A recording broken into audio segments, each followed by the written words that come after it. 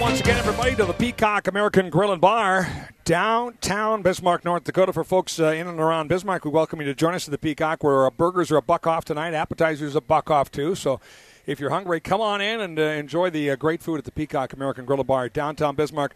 The host site for the Legislature Today radio show through the entire legislature this year, the 63rd Assembly of the North Dakota Legislative Session. Some very special guests on the program this evening. The managing editor of Great Plains News, Dale Wetzel, is here to introduce everybody and get things started after a busy day today at the Capitol. Dale? Actually, before we even get into our guests, we're going to talk about what happened today, as we do each hour as well in the legislature, as Dale is covering all of that for you. Did you have a good weekend there, Mr. Wetzel? My weekend was awful. Was it? It was, yes. Why I'm just kidding. You just wanted to answer different than most people Yes, do? I do. Oh, it's swell, Scott. I just had a great time. I did cook some black-eyed peas and cornbread, and it was marvelous. Wow. Yeah. That's are you a gourmet cook? I wouldn't. I'm a cook. I'm not a gourmet cook. I see. All right. Well, that's good to hear. I watched a little Sioux hockey this weekend myself. So I watched none. Saw the better of the two games. As a matter of fact, the one where they actually beat their opponent, Colorado College, on Saturday night. What a concept! The Sioux won a game, hockey game. Well, they actually won quite a few. You got to pay a little closer attention. I do. Yeah. So what happened today? What was the big news on week number 2, day number 1 of the second week of the legislative session? Well, where I spent most of my time today was on the House Finance and Taxation Committee. They're considering a number of bills dealing with property taxes, dealing with ways to make incentives for I'm sorry, I'm getting an echo in my... Oh, yeah? Yes. I'll remove the echo for you. Thank you. Yes. They're considering a number of ways to reduce property taxes and to try to give incentives for property developers, housing developers, to build housing in western North Dakota. There's a number of strategies that are going to be considered for reducing property taxes and also for providing housing incentives. And one of the things that we're going to talk about tonight is, do you really need incentives for housing developers when the market in North Dakota is booming and you can sell a home for $300,000 in Watford City, North Dakota? All right, so we're going to be tackling that today on the program. Anything else that was a hot hearing today or a buzz in the Capitol hallways? There was a rally today. It's organized by a group called the Campaign for Liberty, and it's a Tea Party group, I think it's fair to say. And they had I think it's fair to say, a sparsely attended rally at the Capitol to try to put forward the idea that the legislature and the governor are on the cusp of spending way too much money, and that there should be more emphasis on tax cuts and less emphasis on spending money. And I guess what we're going to have our debates about is, okay, we're spending more money. There's no question about that, but is it being spent wisely? I'm sure the governor would argue that, yes, it is being spent wisely.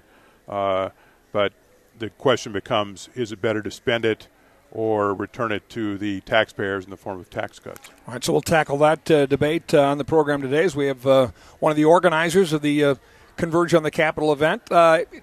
Generally, week 2, once you get past the the state of the state and the addresses by the Supreme Court, Chief Justice and tribal officials, is this where you sort of get beyond the pomp and circumstances of kicking off a session and get down to business? You do, and thank goodness for that. The bill introduction deadlines, even early in the session, are approaching fairly rapidly. Right now, House members are restricted, I think, to introducing 5 bills now. Up until now, they could introduce as many as they pleased. And the final bill introduction deadline, I think, is 2 or 3 weeks from today. 1 week from today for the House. Yes. And then 2 weeks from the Senate, yes.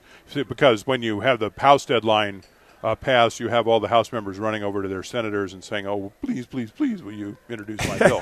and it's quite a circus to watch. And but so essentially, in the next month, before the next month is over, before the next 4 weeks is over, we will know almost everything that is going to be debated in the legislature, because it all has to be introduced as part of this compressed 80-day session, and then you'll know everything that you have to deal with. And we're in the process of starting to get to know that, because the bills are pouring in I mean, if you're in the House chamber today, you see everyone running around with little blue folders. Sign my bill, yes, right? Be a co-sponsor.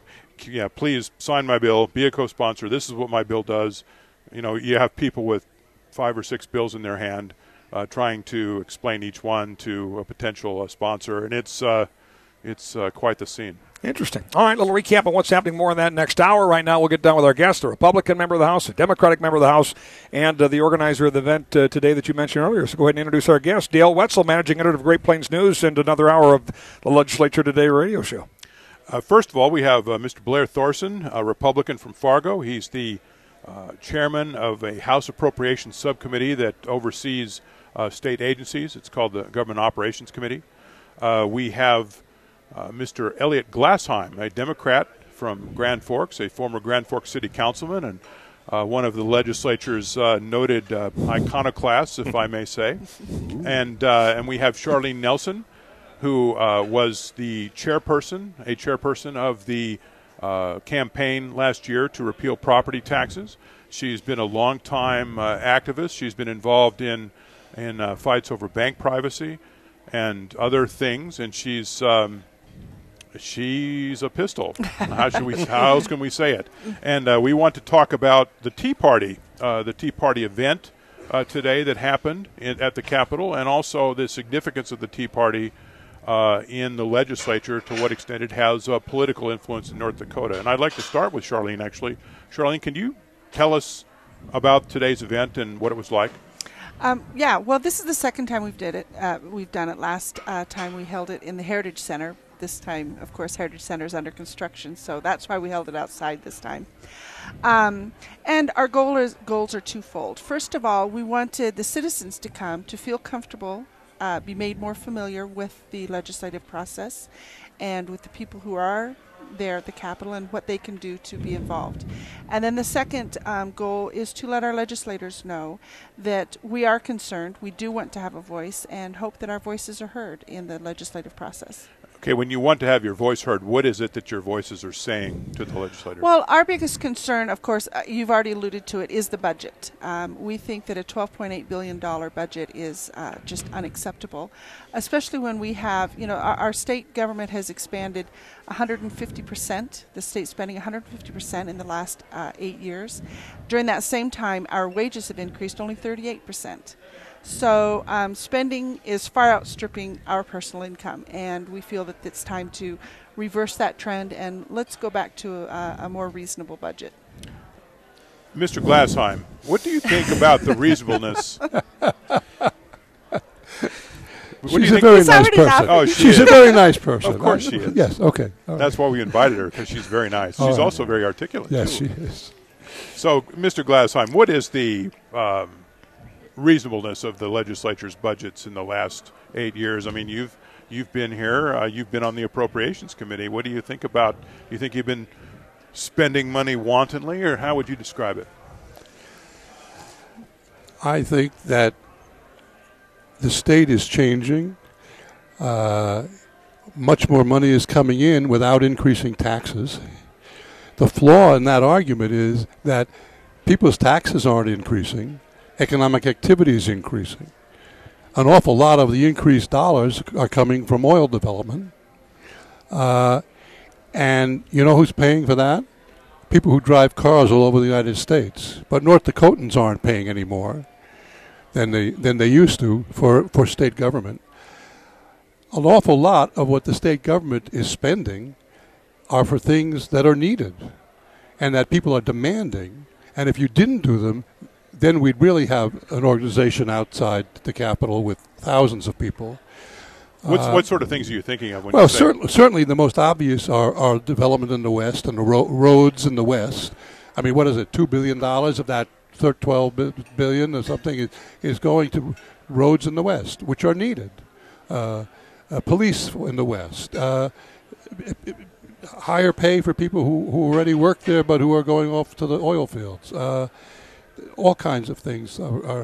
New college classes to prepare people for the oil fields. There's just most of the stuff that's being done is required by the growth of the activity in the state, and it's paid for, and it's not due to an increase in taxes. So I don't know I have trouble seeing why the complaints about percentages. I mean, sure, if you're broke, then an extra $2 is too much. And if you have a lot of money, then 20% is not too much. So I just don't buy that argument. Well, Blair, what do you think about this analysis? Well, I mean, we are seeing growth in our state. That's obvious, and we have certainly put resources in over the last several bienniums to make sure that we continue the growth. I guess I come from a bit of a school of thought that says, let's start with the premise that if we have extra revenue coming into the state, regardless of the source, we should try and find some way to get it back to the people of the state so that they can use it in their households or in their business. Obviously, we're just starting the process here, and Elliot and I serve on the same committee. We're going to be seeing a lot of the same budgets, and a lot of times we agree on things, but sometimes there's a little bit of disagreement there. I think, what I'm hearing from the people at home is that, if you're going to be spending money, we understand. Obviously, the West is a huge thing, and even in the East and other parts of the state, we see a lot of demands coming forward. But don't forget about us who have to pay our bills too. And so my idea is let's get some money back in the hands of the taxpayers, and then we can go ahead and look at funding government. And I don't know that we need to grow it as much as being smarter with what we have there now. We have here this evening Mr. Mark Owens, Representative Mark Owens, a Republican from Grand Forks. And we have also Mr. Steve Zeiser, Representative Steve Zeiser, a Democrat from Fargo. And we're going to be there, both members of the House Finance and Taxation Committee, which is going to be doing some heavy lifting this session on various tax proposals. Many of them will deal with property taxes, how to reduce what North Dakotans pay in property taxes and how to pay for that, and also how to encourage the construction of housing in western North Dakota in particular, where housing is short, prices are high, and there are folks living in circumstances where they should not be living when the temperature is close to 0 degrees outside. Welcome, gentlemen. First of all, I'll start with you, Mr. Zeiser. What sort of strategies do you favor in terms of reducing the property tax bills of North Dakota taxpayers? Well, I don't think the buy-down has worked real well. As the mill levies have gone down, the valuations have gone up, and people oftentimes have said, what kind of tax cuts? Where's the tax cut? So I really support a tax cut along the lines that's being proposed. Not exactly, if I had the druthers, would it be identical, but essentially just a tax cut for every person that owns property, a property tax cut. And I think right now it's a property tax cut.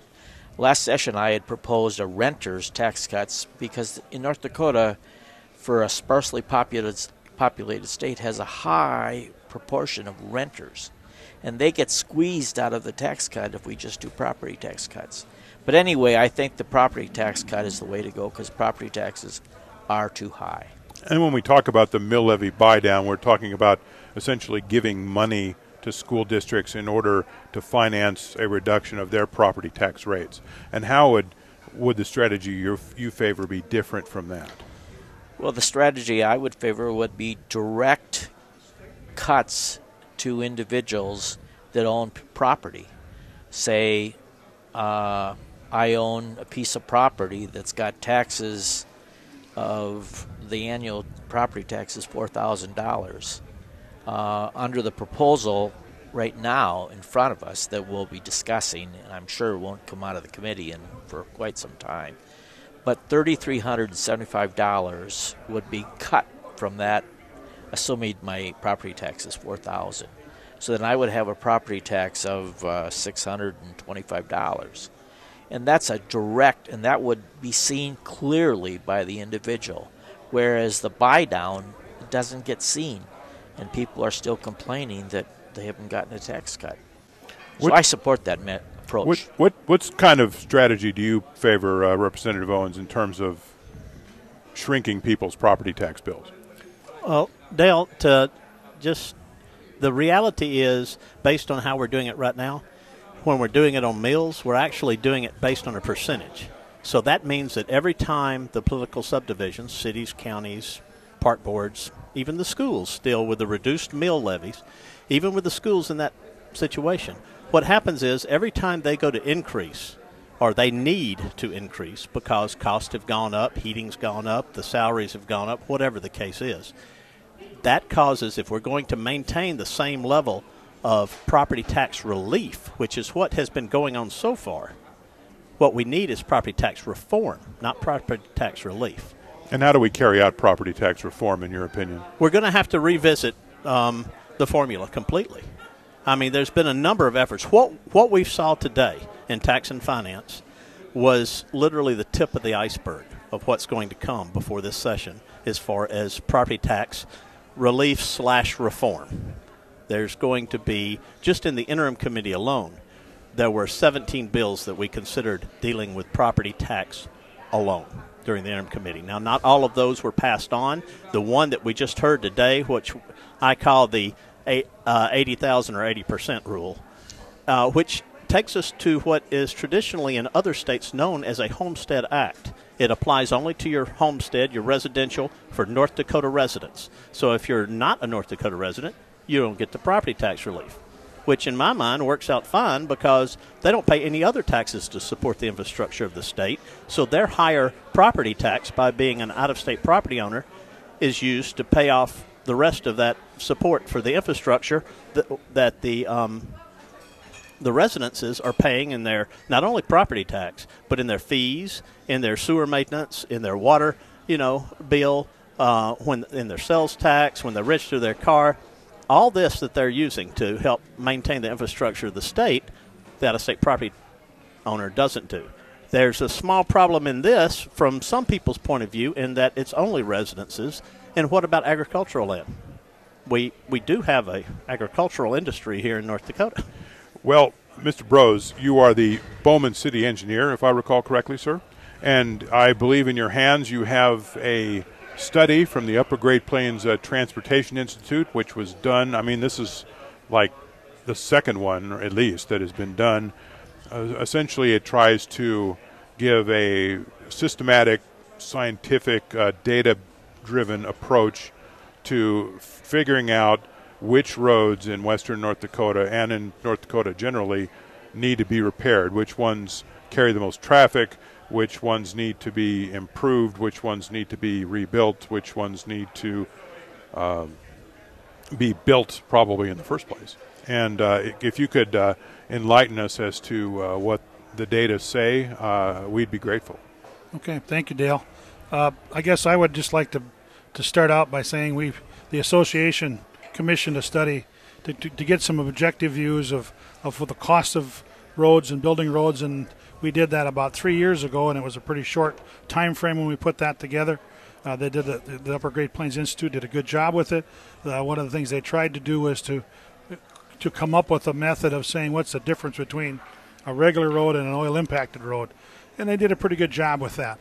And we brought that data to the legislature 2 years ago, and I think they took it into consideration. They helped us with some funding, and then we talked about what could be done differently. And I think that's what brings us to the study we have here, and the gentleman that probably championed it the most to not only continue the study but to expand the study, and that's Representative Scarpo.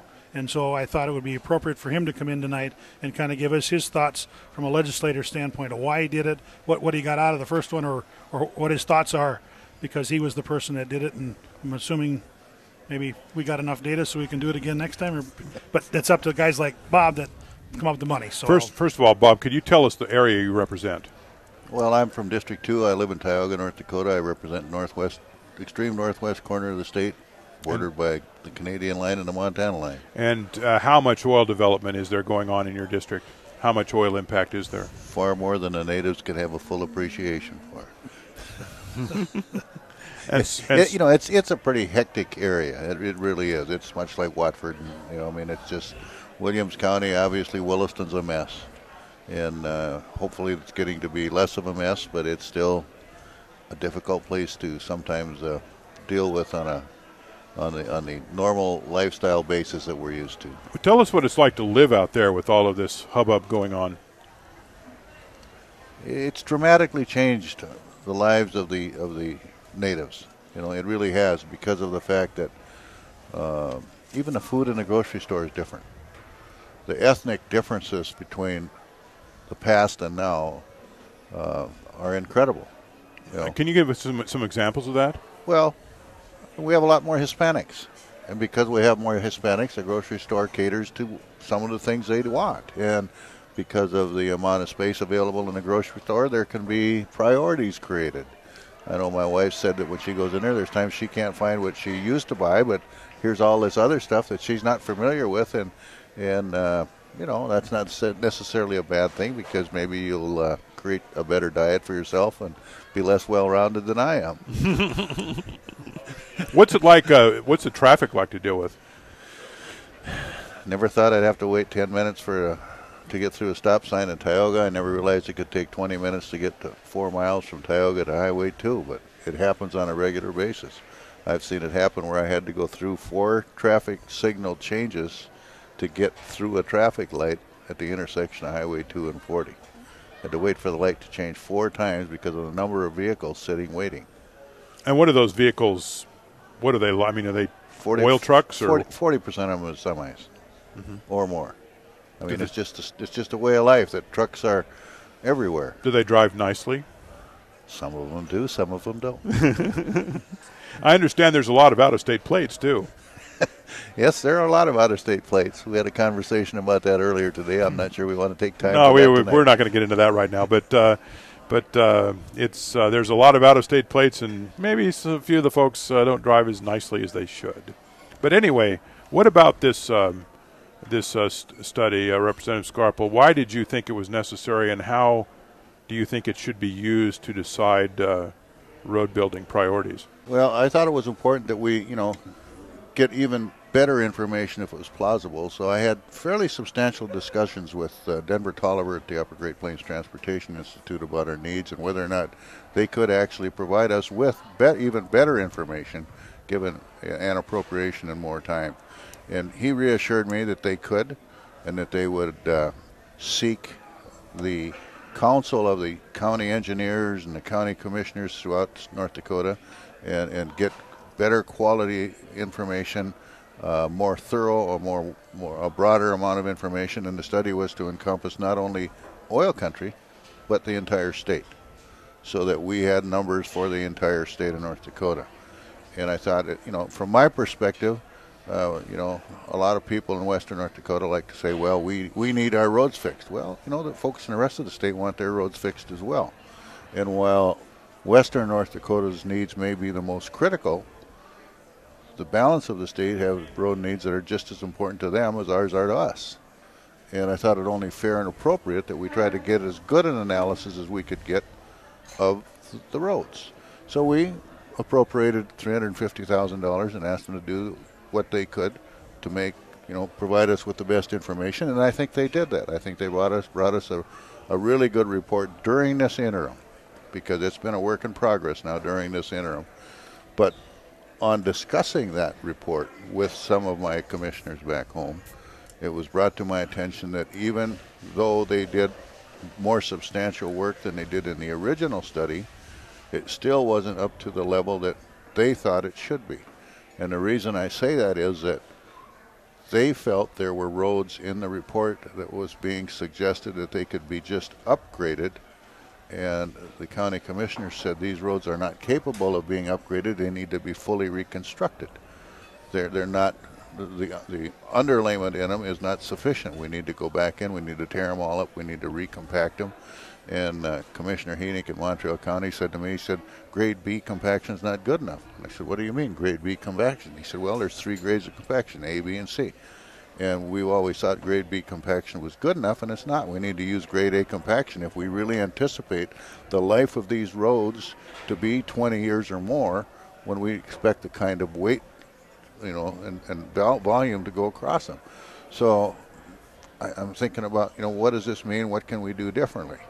And so I've continued to have discussion with Upper Great Plains about what can you do to do even better, to give us even better information. And as it stands today, in an oil tax bill that I'm proposing, I have another appropriation for Upper Great Plains Transportation to even carry this on in the next biennium with an even larger appropriation and do even more scientific evaluation of our roads, because they can go out there and they can do what they call thumping tests that use resonance to tell them whether or not that substructure is of sufficient nature to support upgrading the road, or if it needs to be completely reconstructed. And they'll do it statewide, not just oil counties, statewide, so that we'll get a thorough analysis of all of our county roads, so we can have a better opinion or better scientific evidence to indicate what it is we need to do statewide. Because with the amount of money that the state has available, from my perspective, now is the time to fix our infrastructure. It's critical to our state long term, and we can do it and pay cash. Now, it's a lot of money.